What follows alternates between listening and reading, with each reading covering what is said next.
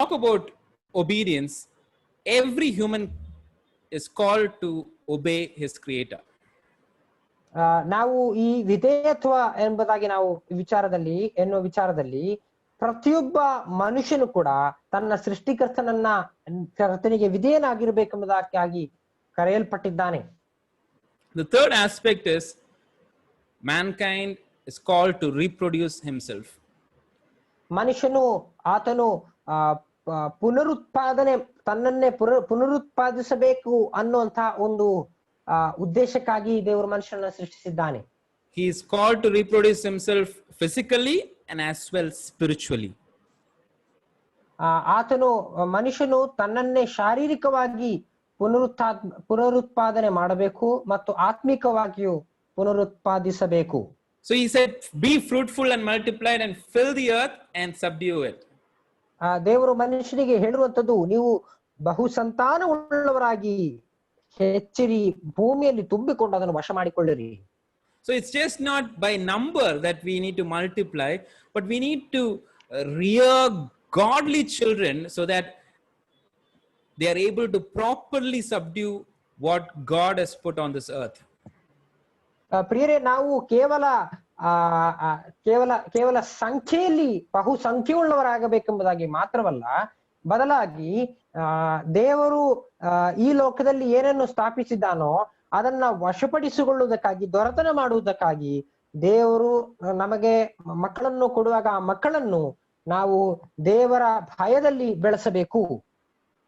We also need to spiritually reproduce. That means Matthew chapter 28 verse 19 and 20, we know that we need to go out and make disciples of all nations, baptizing them in the name of the Father, of the Son and the Holy Spirit, and we need to teach them to obey everything that he has commanded us, because he is with us always to the end of the very age.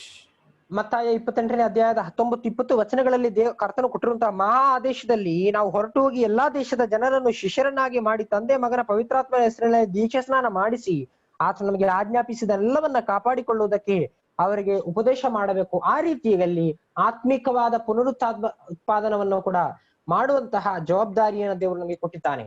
The fourth aspect is we are called to have dominion. We are called to be stewards over the creation that God has established. ನಾಲ್ಕನೇದಾಗಿ ದೇವರು ನಮಗೆ ನಾವು ಸೃಷ್ಟಿಯ ಮೇಲೆ ದೊರೆತನ ಮಾಡಿಕೊಂಡು ಮನೆವಾರ್ತೆ ಕಾರ್ಯವನ್ನ ವಹಿಸಬೇಕೆಂಬುದಾಗಿ So when the Lord put Adam in the garden, he said to work and also to take care of it. ದೇವರು ಆದಾಮನನ್ನ ತೋಟದಲ್ಲಿ ಆತನು ಸ್ಥಾಪಿಸಿದಾಗ ಆದಾಮನಿಗೆ ದೇವರು ಕೊಟ್ಟಿರುವಂತಹ ಕೆಲಸವೇನೆಂದರೆ ಆತನು ಆ ತೋಟವನ್ನ ಚೆನ್ನಾಗಿ ನೋಡಿಕೊಂಡು ಅದರಲ್ಲಿ ಕೆಲಸ ಮಾಡಬೇಕೆಂಬುದಾಗಿ ದೇವರು ಆತನಿಗೆ ಆಜ್ಞೆಯನ್ನು ಕೊಟ್ಟನು. So the word care means to watch, guard, and also to protect what he has given under his care. ದೇವರು ಅಲ್ಲಿ ಮನುಷ್ಯನಿಗೆ ತೋಟವನ್ನ ಕಾಯುವುದಕ್ಕೆ ಜವಾಬ್ದಾರಿಯನ್ನು ಕೊಟ್ಟನು ಎಂಬುದಾಗಿ ಹೇಳುವಾಗ ದೇವರು ಏನೇನು ತನ್ನ ಆ ಒಂದು ತನಗೆ ನಿಭಾಯಿಸಲು ಕೊಟ್ಟಿದ್ದಾನೋ ಅದನ್ನ ಚೆನ್ನಾಗಿ ನೋಡಿಕೊಂಡು ಅದನ್ನ ಸಂರಕ್ಷಿಸಬೇಕೆಂಬಂತಹ ಅರ್ಥ ಅದರಲ್ಲಿದೆ. We need to realize that God is the creator. He is the owner and he is the ruler over the creation, and he has put us in charge to be stewards, to take care. That's what God calls us. ದೇವರು ಒಡೆಯನಾಗಿದ್ದಾನೆ, ಆತನು ಸೃಷ್ಟಿಕರ್ತನಾಗಿದ್ದಾನೆ, ಎಲ್ಲವೂ ಆತನದೇ ಆಗಿದೆ. ಆದರೆ ದೇವರು ನಮ್ಮನ್ನು ಮನೆವಾರ್ತೆಯವರಾಗಿ ಇವೆಲ್ಲದರ ಮೇಲೆ ಜವಾಬ್ದಾರಿ ಉಳ್ಳವರಾಗಿ ದೇವರು ನಮ್ಮನ್ನ ಸ್ಥಾಪಿಸಿ ನಾವಿದೆಲ್ಲವನ್ನ ಜವಾಬ್ದಾರಿಯೊಂದಿಗೆ ನಿಭಾಯಿಸಬೇಕೆಂಬುದಾಗಿ ದೇವರು ನಮ್ಮನ್ನು ಕರೆದಿದ್ದಾನೆ. So creation is not us.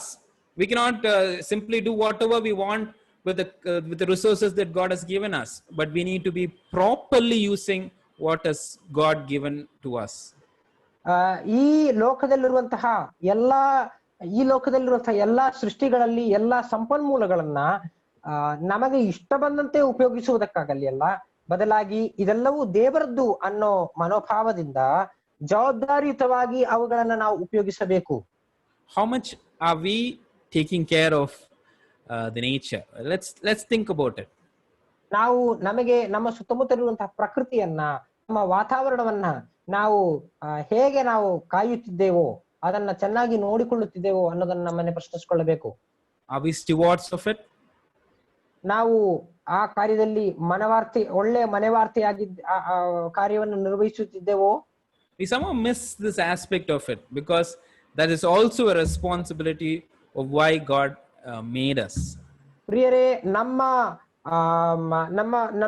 ನಮ್ಮ ಸುತ್ತಮುತ್ತಲಿರುವ ಪ್ರಕೃತಿಯ ಮೇಲೆ ಕೂಡ ನಮಗೆ ಜವಾಬ್ದಾರಿ ಇದೆ. ದೇವರು ಅದಕ್ಕಾಗಿಯೂ ನಮ್ಮನ್ನು ಸೃಷ್ಟಿಸಿದ್ದಾನೆ, ಕರೆದಿದ್ದಾನೆ ಅನ್ನೋದನ್ನು ನಾವು ಮರೆಯಬಾರದು.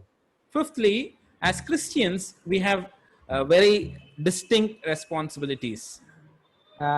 ಐದನೇದಾಗಿ, ನಾವು ಕ್ರೈಸ್ತರಾಗಿರುವಂತಹ ನಮಗೆ ವಿಶಿಷ್ಟವಾದಂತಹ ಜವಾಬ್ದಾರಿಗಳಿವೆ. So we are called to become like Christ. ಮೊದಲನೇದಾಗಿ, ನಾವು ಕ್ರಿಸ್ತನಂತೆ ಆಗಬೇಕೆಂಬುದಾಗಿ ಅದಕ್ಕಾಗಿ ಕರೆಯಲ್ಪಟ್ಟಿದ್ದೇವೆ. We are transformed daily into the likeness of Christ Jesus. ಪ್ರತಿ ದಿನವೂ ಕೂಡ ನಾವು ಕ್ರಿಸ್ತನ ಆ ಒಂದು ರೂಪಕ್ಕೆ ಸಾಮ್ಯತೆ ಉಳ್ಳವರಾಗಿ ನಾವು ರೂಪಾಂತರ ಹೊಂದುತ್ತಿದ್ದೇವೆ. And also we are called to bear the spiritual fruit. ಅದು ಮಾತ್ರವಲ್ಲ, ನಾವು ಆತ್ಮಿಕ ಫಲವನ್ನ ಕೊಡಬೇಕೆಂಬುದಾಗಿ ದೇವರು ನಮ್ಮಿಂದ ಬಯಸುತ್ತಾನೆ. Our life is called to be a fruitful life, not a barren life.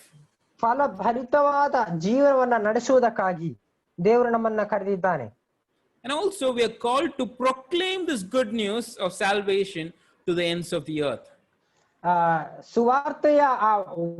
ಸುವಾರ್ತೆಯನ್ನ ಇಡೀ ಪ್ರಪಂಚಕ್ಕೆ ಸಾರುವಂತಹ ಒಂದು ಜವಾಬ್ದಾರಿಯನ್ನು ಕೂಡ ದೇವರು ನಮಗೆ ಕೊಟ್ಟು ಅದಕ್ಕಾಗಿ ನಮ್ಮನ್ನ ಕರೆದಿದ್ದಾನೆ. So we are called to, first of all, to glorify God. ಮೊದಲನೇದಾಗಿ ದೇವರನ್ನ ಮಹಿಮೆ ಪಡಿಸುವುದಕ್ಕೋಸ್ಕರವಾಗಿ ನಮ್ಮನ್ನು ಕರೆದಿದ್ದಾನೆ. That means that we are called to bear witness to a supreme significance on this earth. ಅದರ ಅರ್ಥವೇನೆಂದರೆ, ಈ ಲೋಕದಲ್ಲಿ ತನಗಿರುವಂತಹ ಶ್ರೇಷ್ಠವಾದಂತಹ ಘನತೆಯನ್ನ ಸಾಕ್ಷ್ಯ ಪಡಿಸುವಂತಹ ಜೀವನವನ್ನ ನಾವು ನಡೆಸಬೇಕು. And secondly, we are called to live in obedience to the Creator. ಎರಡನೇದಾಗಿ, ಸೃಷ್ಟಿಕರ್ತನಿಗೆ ವಿಧೇಯರಾಗಿರುವಂತಹ ಜೀವನವನ್ನ ನಡೆಸುವುದಕ್ಕಾಗಿ ನಮ್ಮನ್ನ ಕರೆದಿದ್ದಾನೆ. We are called to reproduce. ಮೂರನೇದಾಗಿ, ಪುನರುತ್ಪಾದಿಸಬೇಕೆಂಬ ಆ ಒಂದು ಲಕ್ಷ್ಯದೊಂದಿಗೆ ದೇವರು ನಮ್ಮನ್ನು ಕರೆದಿದ್ದಾನೆ. Reproduce spiritually and as well as physically and spiritually. ಆ ಶಾರೀರಿಕವಾದಂತಹ ಪುನರುತ್ಪಾದನಾ ಮತ್ತು ಆತ್ಮಿಕವಾಗಿ ಕೂಡ ನಾವು ಸಂತತಿಯನ್ನ ಹೊಂದಬೇಕು.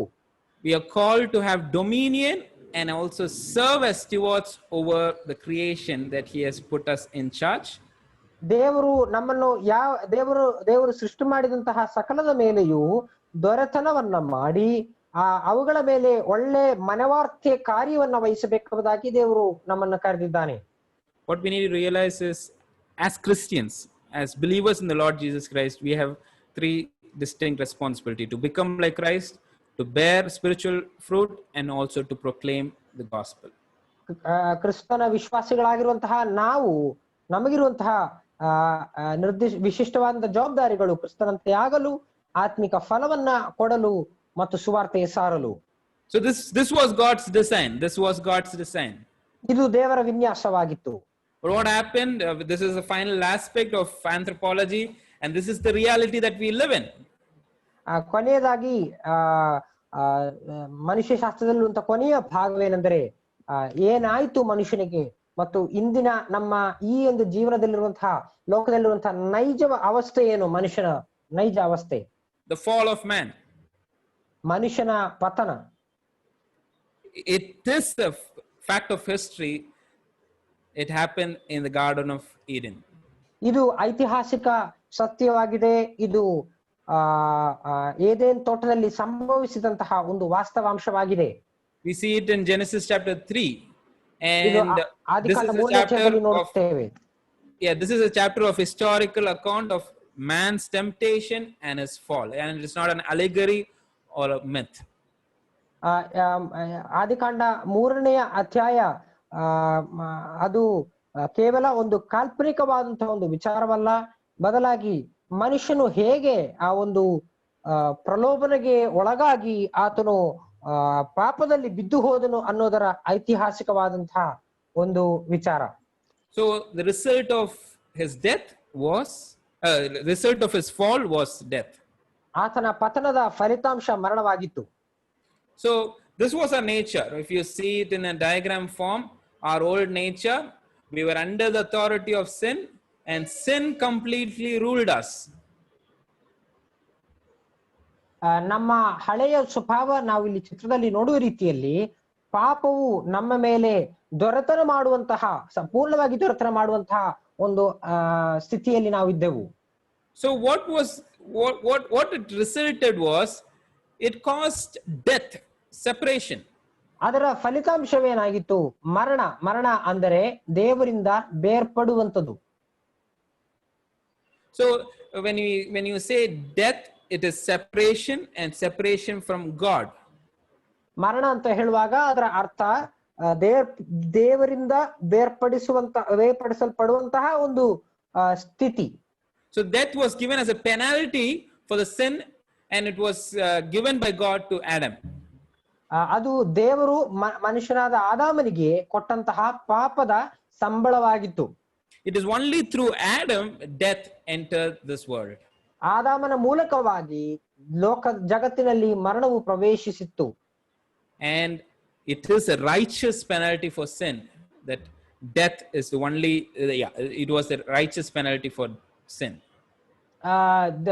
ಈ ಪಾಪ, ಮರಣ ಅನ್ನುವುದು ಪಾಪಕ್ಕೆ ಇರುವಂತಹ ಸರಿಯಾದ ನೀತಿ ಪೂರ್ವಕವಾದಂತಹ ಶಿಕ್ಷೆಯಾಗಿದೆ.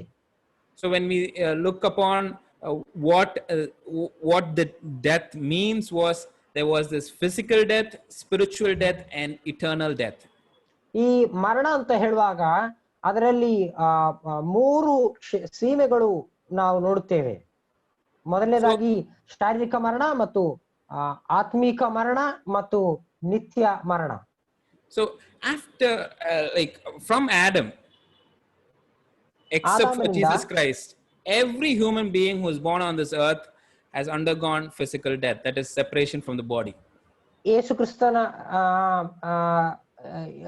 ಆದಾಮನಿಂದ ಹಿಡಿದು ಎಲ್ಲರಲ್ಲಿ ನಾವು ನೋಡುವಂತಹ ವಿಚಾರವೇನೆಂದರೆ ಅವರು ಶಾರೀರಿಕ ಮರಣವನ್ನ ಅನುಭವಿಸಿದ್ದಾರೆ. So it was not immediately after they ate the fruit that they died. Eventually their body began to die, and then they had their death. ಅವರು ಆ ಒಂದು ಫಲವನ್ನ ತಿನ್ನಬಾರದಂತಹ ಫಲವನ್ನ ತಿಂದ ಆ ಕ್ಷಣದಲ್ಲಿಯೇ ಸತ್ತು ಹೋದ್ರು ಎಂಬುದಾಗಿ ಅಲ್ಲ, ಆ ಮರಣದ ಆ ಒಂದು ಅಧೀನತೆ ಆ ಕ್ಷಣದಲ್ಲಿ ಅವರ ಶರೀರದಲ್ಲಿ ಬಂದು ಅವರು ಕ್ರಮೇಣ ಸಾಯುತ್ತಲೇ ಅವರು ಒಂದು ದಿನ ಸತ್ತು ಹೋದರು. So in this corona pandemic period, the earth is filled with the fear of death. ಈ ಒಂದು ಕೊರೋನಾ ಎಂಬಂತಹ ಈ ಒಂದು ಮಹಾವ್ಯಾಧಿಯ ಈ ಒಂದು ಕಾಲದಲ್ಲಿ ಇಡೀ ಪ್ರಪಂಚವು ಮರಣದ ಭಯದಿಂದ ತುಂಬಿದೆ. What we need to understand is death is a very normal experience of every human being. We'll have to die someday. ಈ ಮರಣ ಅನ್ನುವಂತಹ ಒಂದು ವಾಸ್ತವಾಂಶ ಅದು ಪ್ರತಿಯೊಬ್ಬ ಮನುಷ್ಯನಿಗಿರುವಂತಹ ಒಂದು ಅನುಭವವಾಗಿದೆ. ಒಂದಲ್ಲ ಒಂದು ದಿನ ನಾವು ಇದನ್ನ ಅನುಭವಿಸಲೇಬೇಕು. There are some wrong teachings going on in different places that immortality can be achieved for believers. ಕೆಲವು ಕಡೆಯಲ್ಲಿ ಒಂದು ದುರ್ಬೋಧನೆ ಬರುತ್ತಾ ಇದೆ. ಅಂದ್ರೆ ಮರಣವಿಲ್ಲದೆ ಇರುವಂತಹ ಆ ಒಂದು ಮರಣವಿಲ್ಲದಂತಹ ಆ ಒಂದು ಅವಸ್ಥೆಗೆ ವಿಶ್ವಾಸಿಗಳು ಬರಬಹುದು ಅನ್ನುವಂತಹ ದುರ್ಬೋಧನೆ. What we need to understand is physical death is for mankind, and no one can escape it. That is the penalty of sin. ಶಾರೀರಿಕ ಮರಣ ಅನ್ನೋದು ಅದು ಪಾಪದ ಫಲವಾಗಿ ಬಂದಿರುವಂತದ್ದು. ಅದರಿಂದ ಯಾರು ಹೊರತಾಗಿಲ್ಲ, ಎಲ್ಲರೂ ಅದರ ಮೂಲಕವಾಗಿ ಹಾದು ಹೋಗಲೇಬೇಕು. The second aspect is spiritual death, that is separation from God. Adam's relationship with God was broken when he sinned. ಎರಡನೇದಾಗಿ ಆತ್ಮಿಕವಾದಂತಹ ಮರಣ ಅಂದರೆ ಆದಾಮನಿಗೆ ದೇವರೊಂದಿಗಿರುವಂತಹ ಸಂಬಂಧವು ಅದು ಪಾಪದ ಮೂಲಕವಾಗಿ ಕಡಿದು ಹೋಯಿತು. So we need to understand he hid from God. Ones who had complete perfect relationship with God, now they have lost it.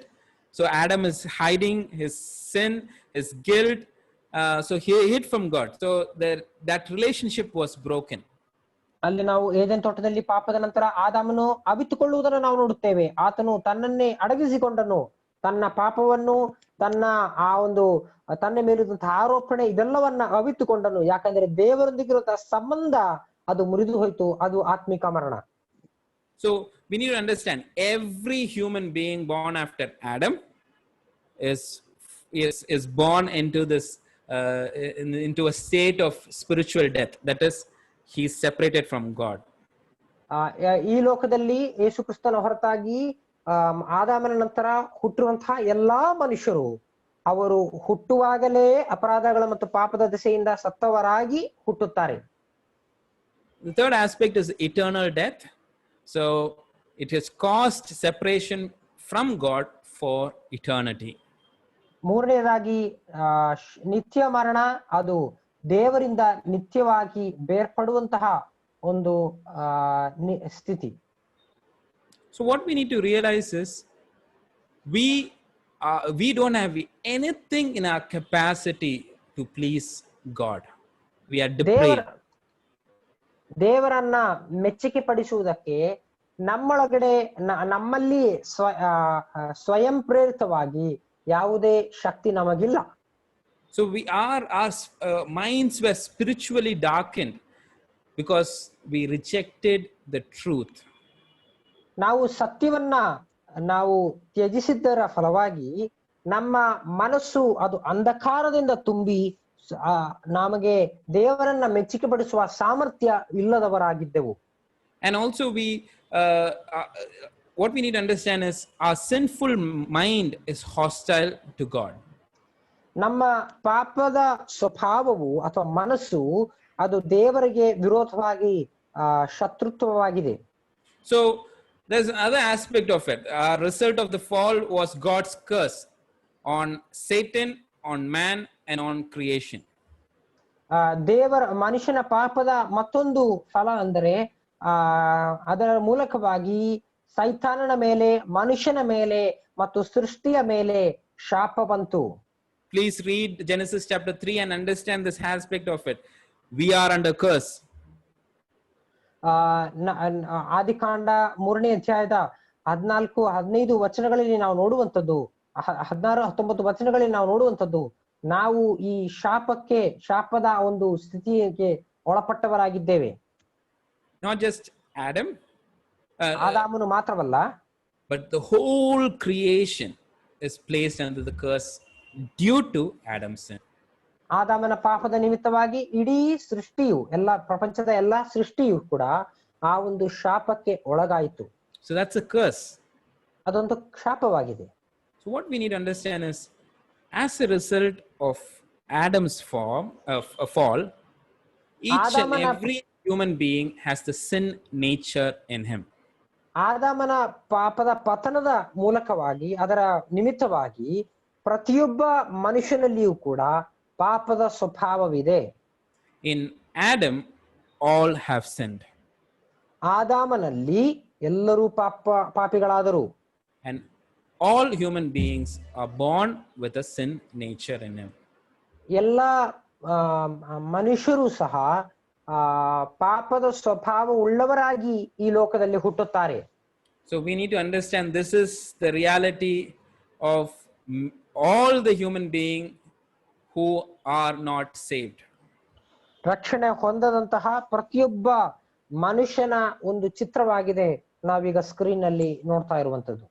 So this was our nature, previous old nature. ನಮ್ಮ ಹಿಂದಿನ ಕಾಲದ ಅಥವಾ ಹಳೆಯ ಒಂದು ಸ್ವಭಾವ, ಪ್ರಕೃತಿ ಇದಾಗಿತ್ತು. We were under the sin and under the sin's authority. ಪಾಪದ ದೊರೆತನದ ಒಳಗಡೆ, ಅದರ ದೊರೆತನದ ಕೆಳಗಡೆ ನಾವು ಅದಕ್ಕೆ ಒಳಪಟ್ಟವರಾಗಿದ್ದೆವು. We didn't have any other response. We could not do any good thing except we can only sin, and sin was the only outcome of our lives. ಈ ಪಾಪದ ದೊರೆತನಕ್ಕೆ ಒಳಪಟ್ಟು ಇದ್ದಂತಹ ಆ ಜೀವನದಲ್ಲಿ ನಮಗೆ ಯಾವುದೇ ಒಳಿತನ ಮಾಡುವುದಕ್ಕೆ ಸಾಧ್ಯವಿಲ್ಲದೆ ಪಾಪ ಮಾತ್ರ ಮಾಡಲು ಶಕ್ತರಾಗಿ ನಮ್ಮ ಜೀವನದಿಂದ ಹೊರಬರುವುದು ಕೇವಲ ಪಾಪವಾಗಿತ್ತು. We need to understand in this anthropology class, I want to wrap it all together, how beautifully God created. with great purposes and plan. And because of Adam and his fall, we have lost that purpose and plan God has created us. ಪ್ರಿಯರೇ, ನಾವು ಈ ಒಂದು ಮನುಷ್ಯ ಶಾಸ್ತ್ರದಲ್ಲಿ ನಾವು ನೋಡುವಂತಹ ಆ ಒಂದು ಶ್ರೇಷ್ಠವಾದ ಸತ್ಯವೇನೆಂದ್ರೆ, ದೇವರು ಮನುಷ್ಯನನ್ನು ಎಷ್ಟೋ ಶ್ರೇಷ್ಠವಾದಂತಹ ಯೋಜನೆ ಮತ್ತು ಉದ್ದೇಶದೊಂದಿಗೆ ಸೃಷ್ಟಿಸಿದನು. ಆದರೆ ಆದಾಮನ ಪತನದ ಮೂಲಕವಾಗಿ ಹೇಗೆ ಆ ಯೋಜನೆಯು ಅದು ವಿಫಲವಾಯಿತು. We need redemption from the sin and from the fall that we have had. ನಮಗೆ ಉಂಟಾದ ಅಂತಹ ಪತನದ ಮೂಲಕವಾಗಿ ಪಾಪಕ್ಕೆ ಅಧೀನವಾಗಿರುವಂತಹ ಆ ಒಂದು ಸ್ಥಿತಿಯಿಂದ ನಮಗೊಂದು ವಿಮೋಚನೆ ಬೇಕು. You're going to see in the coming classes about what sin means, hamartiology, and then what salvation means, soteriology. ಇನ್ನು ಮುಂದಿನ ಕ್ಲಾಸ್ಗಳಲ್ಲಿ ನೀವು ಕಲಿಯಲಿದ್ದೀರಾ ಈ ಪಾಪದ ಕುರಿತಾಗಿರುವಂತಹ ಬೋಧನೆ ಏನು, ಹಮರ್ಟಿಯಾಲಜಿ ಮತ್ತು ಸೊಟೀರಾಲಜಿ ಅಂದ್ರೆ ರಕ್ಷಣೆ ಕುರಿತಾಗಿರುವಂತಹ ಬೋಧನೆ, ಪಾಪದಿಂದಿರುವಂತಹ ರಕ್ಷಣೆ.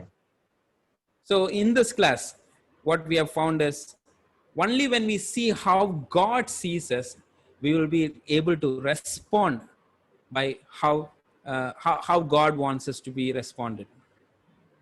ಪ್ರಿಯರೇ, ಈ ಒಂದು ಕ್ಲಾಸ್ ಮೂಲಕವಾಗಿ ನಾವು ದೇವರು ನಮ್ಮನ್ನು ಯಾವ ರೀತಿಯಾಗಿ ನೋಡಿದ್ದಾನೆ ಅನ್ನೋದನ್ನ ತಿಳಿಯುವಾಗ ಮಾತ್ರವೇ ದೇವರು ನಮ್ಮಿಂದ ಬಯಸುವಂತಹ ಆತನ ಅಪೇಕ್ಷೆಯ ಮೇರೆಗೆ ನಾವು ಬದುಕಲು ಸಾಧ್ಯವಾಗ್ತದೆ.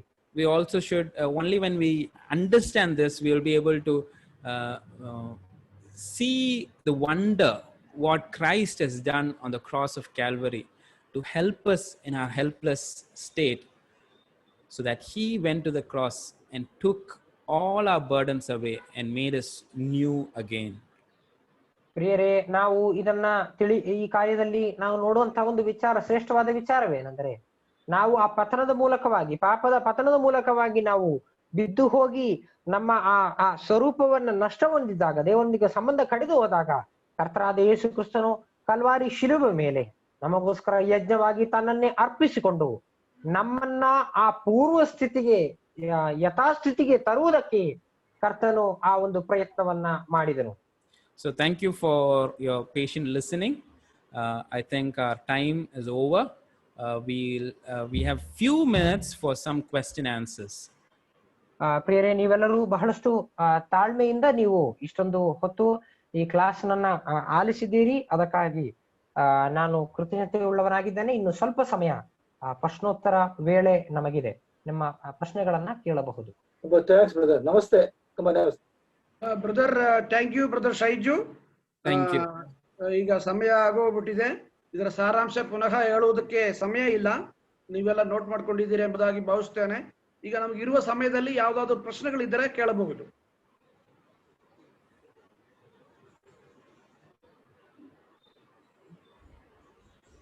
ಈ ಒಂದು ವಿಷಯದ ಕುರಿತಾಗಿ ಯಾರಿಗಾದರೂ ಏನಾದರೂ ಸ್ಪಷ್ಟೀಕರಣ ಅಥವಾ ಪ್ರಶ್ನೆಗಳು ಇದ್ದರೆ ಈಗ ಕೇಳಬಹುದು.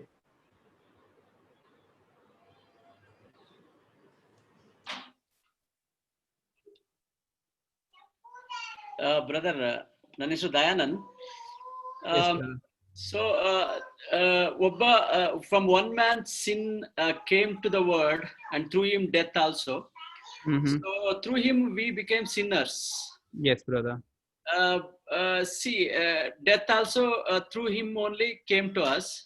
Yes, brother. So how can we say that through him, maybe death we are seeing in our life, but sin regularly we will not see. So how can we say that sin and death both together came from Adam? Okay, brother Benson, do you want to translate? Do you want to translate that to Kannada? Yes. Yeah. ಹೇಗೆ ಆದಾಮನಿಂದ ಪಾಪ ಮತ್ತು ಮರಣ ಎರಡು ಕೂಡ ಆದಾಮನ ಮೂಲಕವಾಗಿ ಬಂತು ಎಂಬುದಾಗಿ ನಾವು ಸ್ಥಾಪಿಸಬಹುದು.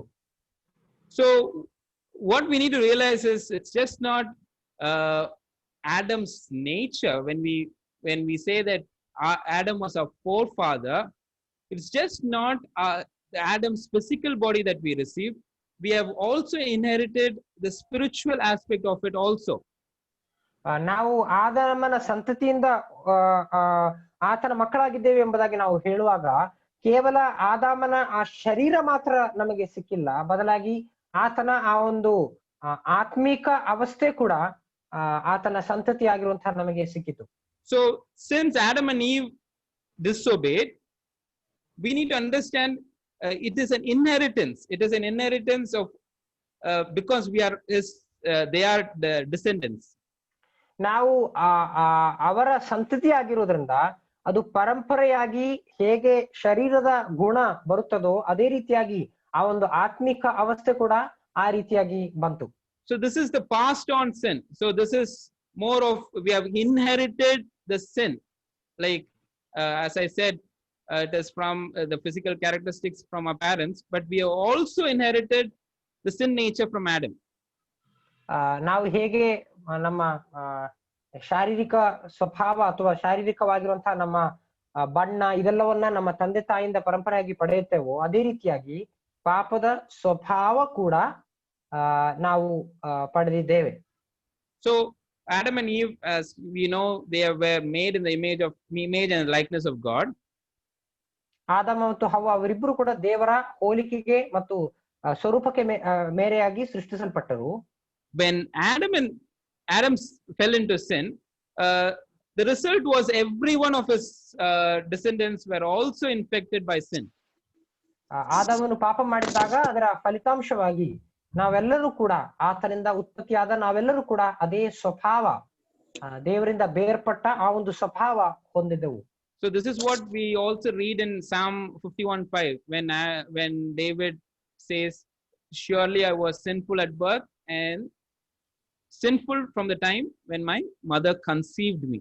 It's not through actions, but he was a sinner by nature when even during conception.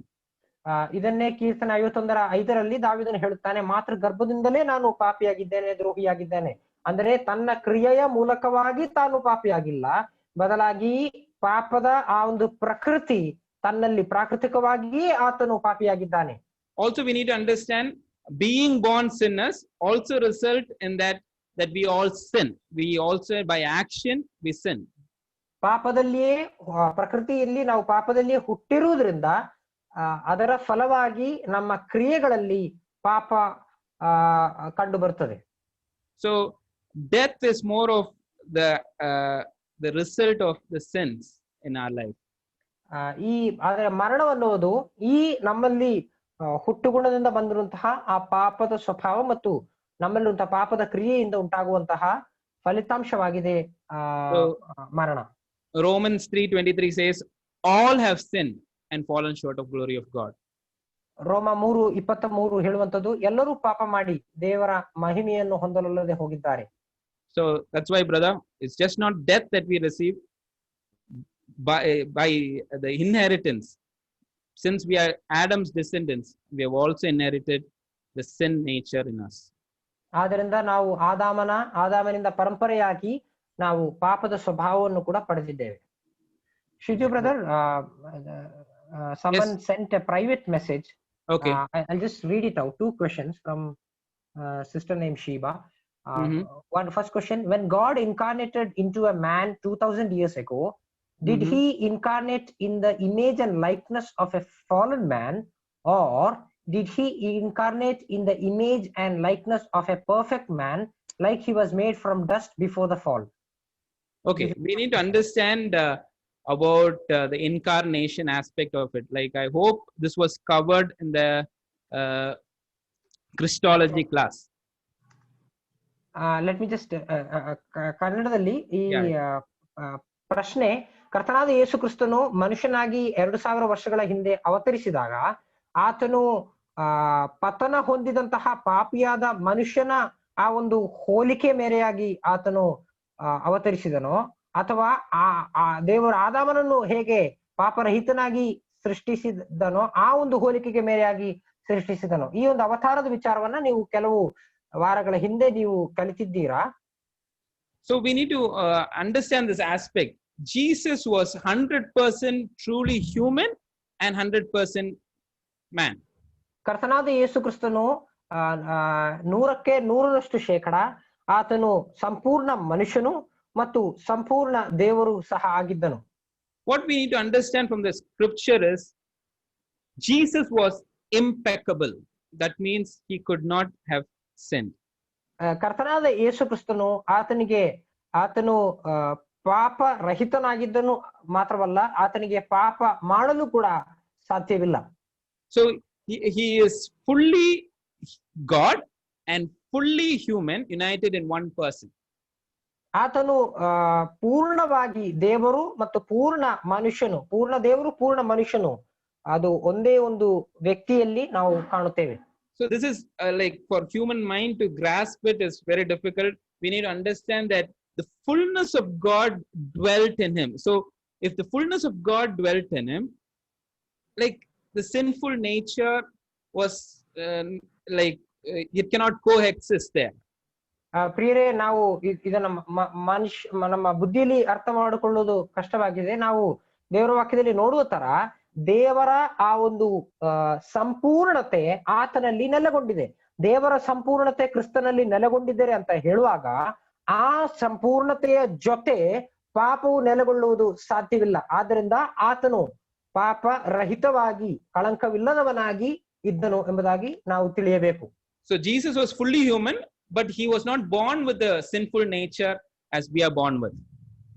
ಆತನು ಪರಿಪೂರ್ಣವಾಗಿ ಮನುಷ್ಯನಾಗಿದ್ದನು, ಆದರೆ ನಾವು ಹೇಗೆ ಪಾಪ ಸ್ವಭಾವ ಉಳ್ಳವರಾಗಿ ಹುಟ್ಟಿದ್ದೇವೋ ಆ ರೀತಿಯಾದಂತಹ ಪಾಪ ಸ್ವಭಾವ ಇಲ್ಲದವನಾಗಿದ್ದನು ಕರ್ತನಾದ ಯೇಸು ಕ್ರಿಸ್ತನು. So he was tempted as we were tempted, but he did no sin. ನಾವು ಪರೀಕ್ಷಿಸಲ್ಪಡುವಂತಹ ಅದೇ ರೀತಿಯಲ್ಲಿ ಆತನು ಪರೀಕ್ಷಿಸಲ್ಪಟ್ಟನು, ಆದರೆ ಪಾಪವಿಲ್ಲದವನಾಗಿದ್ದನು. Hope I answered to an extent. This is an in-depth study. Like hopefully that is covered like it should have been covered in the Christology class and also in the proper theology class. Yeah. So brother, shall I ask the second question? Yes, brother. Are all human beings born spiritually dead and become spiritually alive only after they accept Lord Jesus as their savior? And humans continue to physically live but remain spiritually dead if they are not saved during their lifetime? Yes. Can you repeat that question in Kannada so that everyone gets the answer?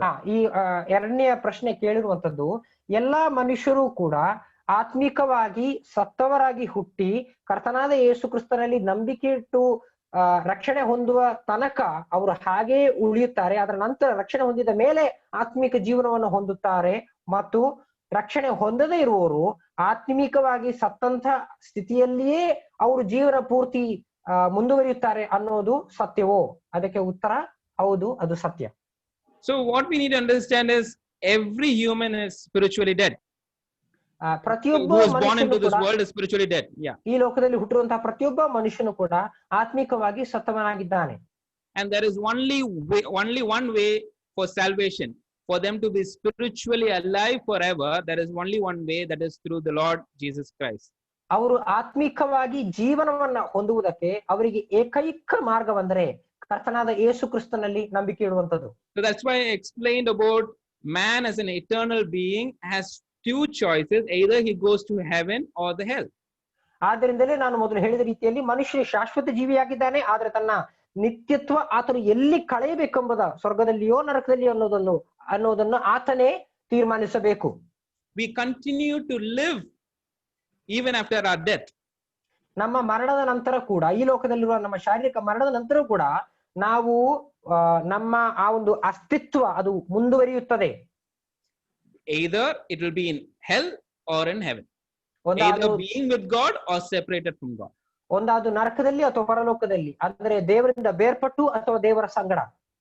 If they are not saved during this lifetime on earth, sadly the reality is they will be spending time in hell, and that's a sad reality.